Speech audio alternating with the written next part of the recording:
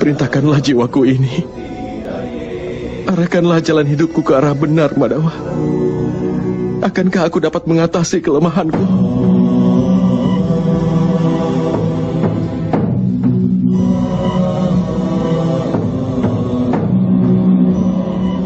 Bangunlah, Partha.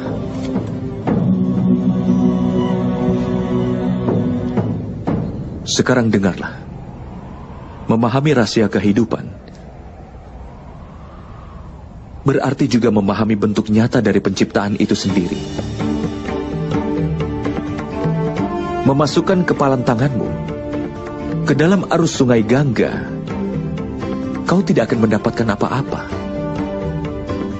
Tetapi jika kau membuka telapak tanganmu di arus sungai Gangga, maka air suci Gangga akan dapat dinaikkan hingga ke kepala.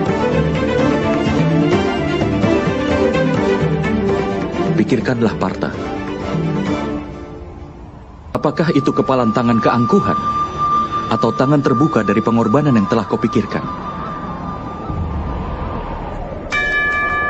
Dapatkah kau memahami pengetahuan ini?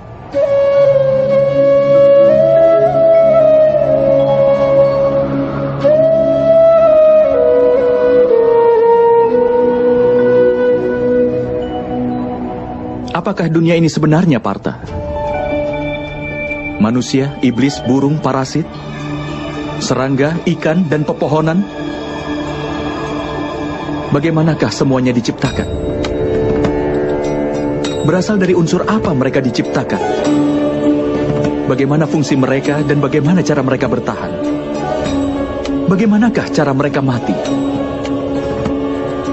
Dan apa yang akan terjadi setelah semua itu mati?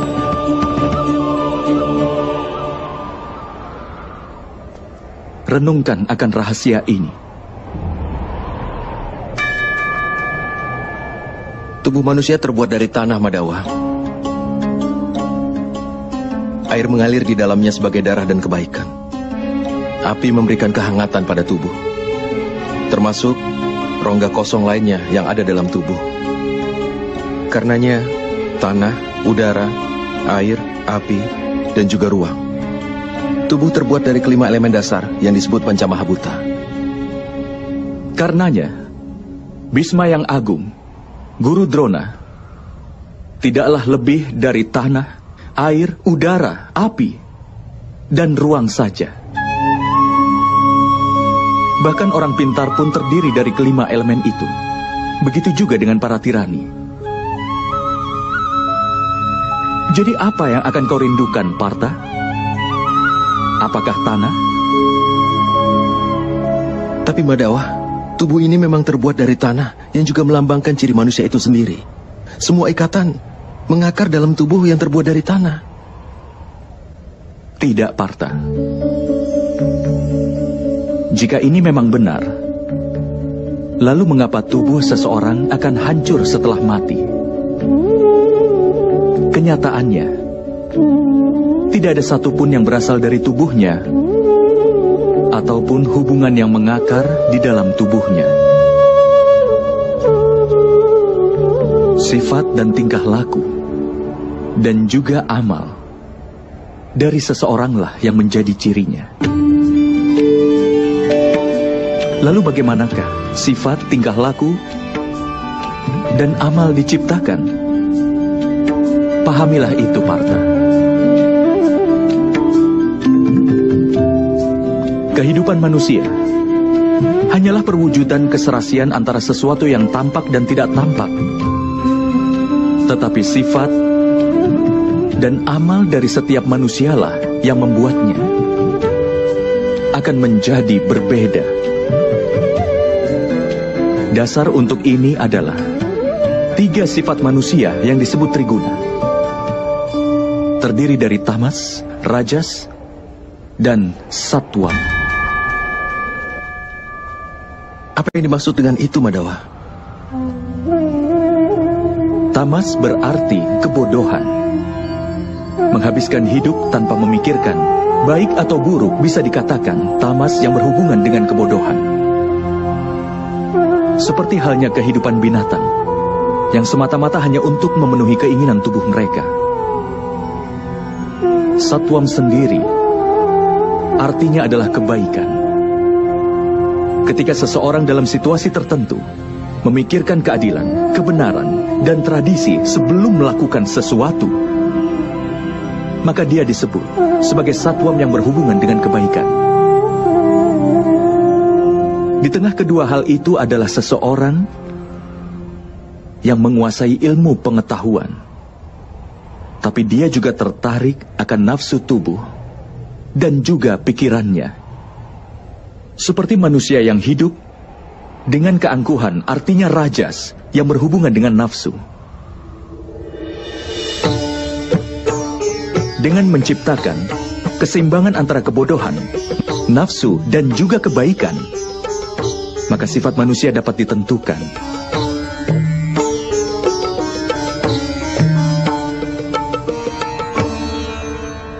Lihatlah ke depan, Partha. Sifat apakah yang dapat kau lihat dalam diri mereka semua? Pangeran Duryodhana tahu akan keadilan, tapi tidak pernah bertindak adil.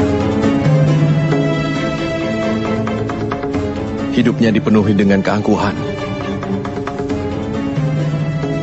Karenanya, dia sedikit memiliki kebodohan. Memiliki nafsu, dan sepenuhnya tidak punya kebaikan.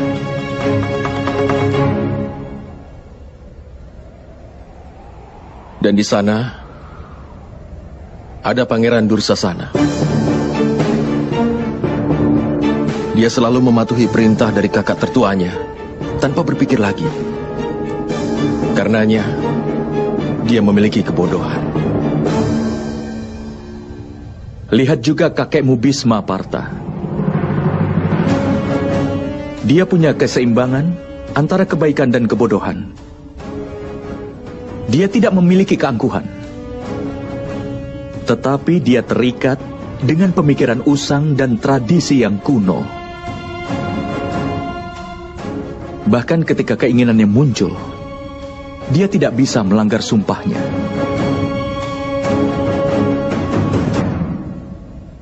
Lihatlah Guru Drona.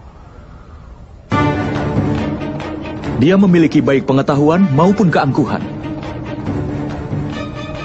Pengetahuan membebaskan manusia, tetapi keangkuhannya tidak membiarkannya mencapai kebebasan.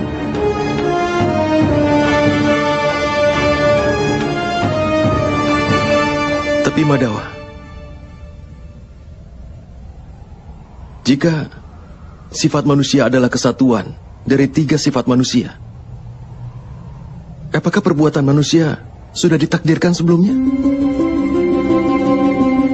Seekor singa akan memangsa rusa, dan rusa ditakdirkan untuk takut pada singa. Lalu kenapa keadilan jadi hal yang penting? Mengapa kejahatan mendapatkan hukuman? Lalu apa tujuan semuanya?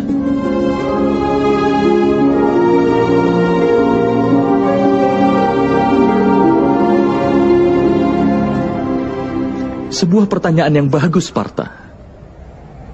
Tapi pertama-tama, pahamilah apa yang dimaksud dengan manusia itu. Manusia tidak hanya gabungan dari 5 elemen dasar itu. Tidak hanya kelima wujud itu. Panca indera penggerak, dan 3 sifat manusia. Tidaklah hanya gabungan dari ke-23 wujud itu. Agar manusia dapat menjalankan fungsinya, dia memerlukan energi. Dan energi itulah yang disebut dengan kehendak. Jadi Madhawa, apa manusia terdiri dari kehendak? Tidak, Partha.